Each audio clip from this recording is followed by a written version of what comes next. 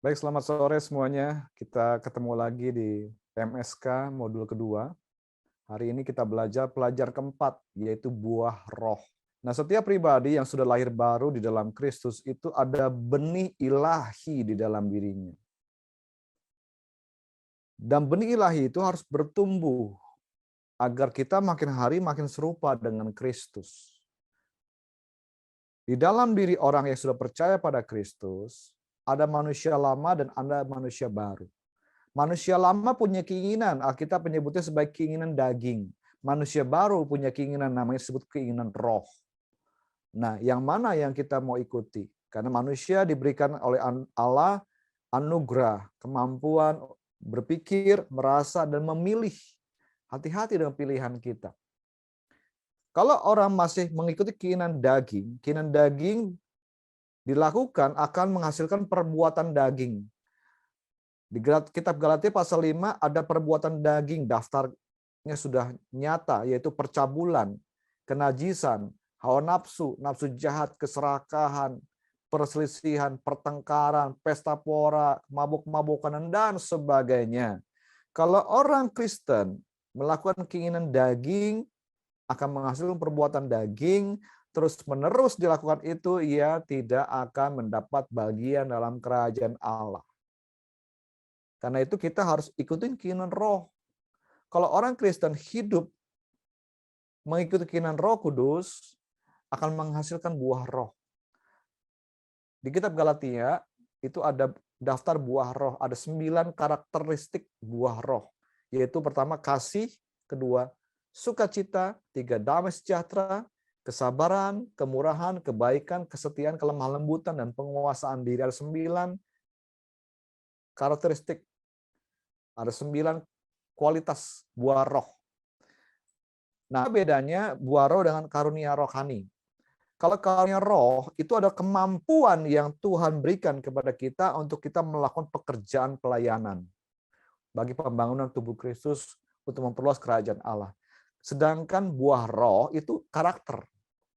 Mana yang penting? Karunia, kemampuan, atau buah roh karakter? Dua-dua sama penting.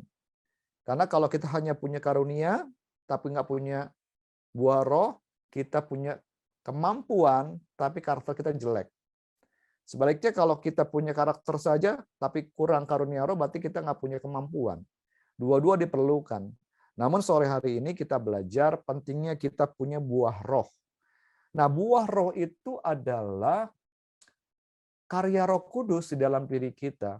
Kalau kita mengikuti keinginan Roh Kudus, mengikuti firman Tuhan, dengan otomatis, dengan sendirinya, dengan alami, buah roh itu bisa dihasilkan. Nah, di dalam kitab Galatia pasal 5 itu ada 9 karakter buah roh.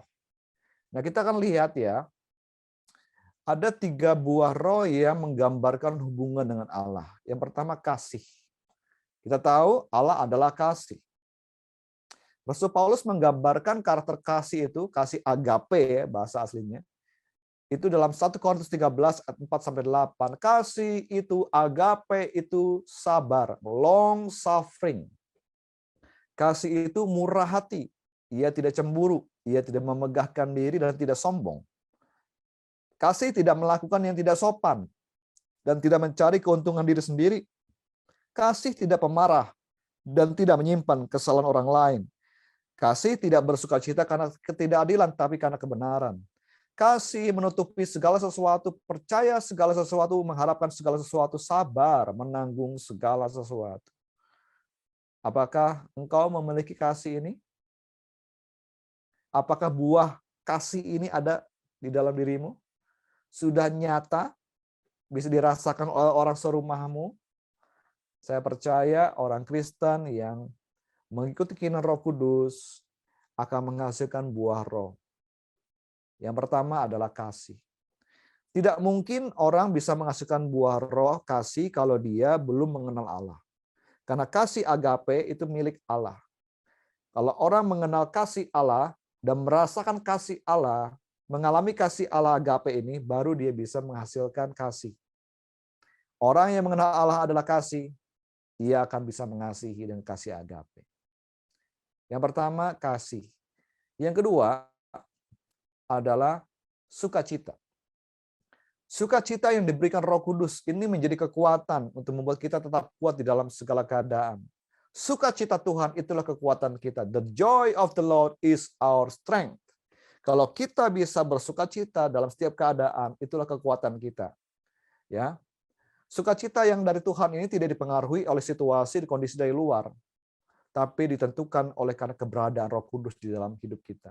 Sekalipun di masa pandemi, di masa susah, di masa sukar, sekalipun mungkin kekurangan uang, sekalipun mungkin punya kelemahan tubuh, orang yang punya buah sukacita, buah roh sukacita, ia bisa bersukacita senantiasa.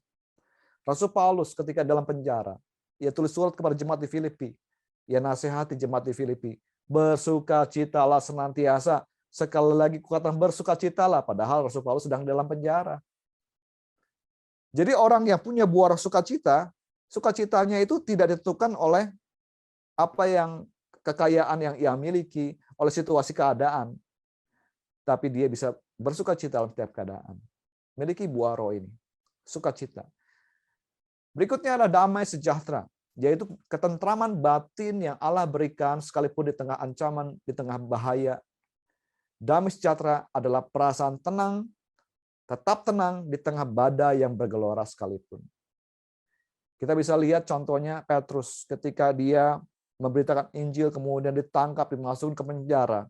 Dia tidak kehilangan damai sejahtera.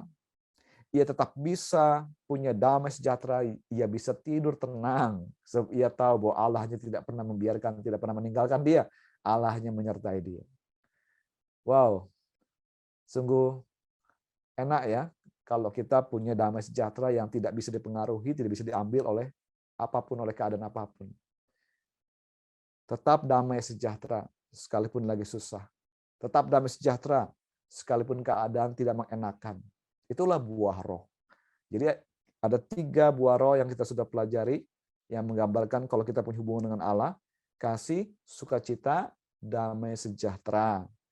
Berikutnya kita akan lihat lagi buah roh yang menggambarkan hubungan dengan sesama, yaitu kesabaran.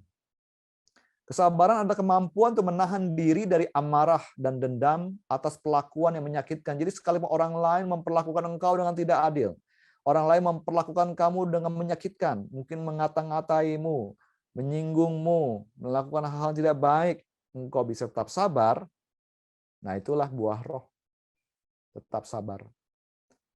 Katanya sabar ada batasnya, katanya ya. Tapi saya percaya orang yang punya buah roh, itu kesabarannya itu tahan uji.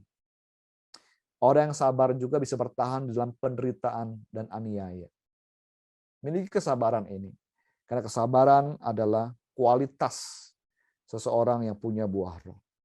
Berikutnya adalah kemurahan hati. Ini adalah suatu sikap yang mau mendahulukan kepentingan orang lain. Mendahulukan kebutuhan orang lain dibandingkan diri sendiri. Ini lawan kata kemurahan ini adalah egois ya. Zaman sekarang banyak orang yang egois, hanya mementingkan diri sendiri. Semua tuh berpikir untuk dirinya sendiri. Tapi orang Kristen yang dipenuhi Roh Kudus akan menghasilkan kemurahan hati, yaitu apa? Ia selalu mau memperhatikan juga kepentingan kebutuhan orang lain. Berikutnya adalah kebaikan, yaitu tindakan kasih yang aktif dan nyata yang ditunjukkan di dalam kehidupan keseharian kita. Kebaikan juga artinya tidak akan berdiam diri ketika ada ketidakpedulian, ada kejahatan sedang terjadi. Karena kita anak terang, terang itu hanya menghasilkan kebaikan, keadilan, dan kebenaran. Tetap berbuat baik. Sekalipun diperlakukan tidak baik, tetap berbuat baik. Nah, itulah buah roh. Ya. Jadi ada kesabaran, kemurahan, kebaikan. Dalam hubungan dengan sesama, kita bisa sabar. Ya. Di rumah kita belajar sabar. Di rumah mungkin ada adik ya, ada kakak, ada orang-orang di rumah, coba belajar sabar menghadapi mereka. Tunjukkan kemurahan hatimu, belajar saling membantu satu sama lain. Kalau kau bisa menolong, tolonglah. Kalau kau bisa berbuat baik, berbuat baiklah. Itulah buah roh. Berbuat baik sama teman, berbuat baik sama orang-orang yang ada sekitarmu. Berikutnya kita belajar buah yang menggambarkan integritas diri, yaitu kesetiaan, kelemah lembutan, dan penguasaan diri. Kita akan lihat kesetiaan.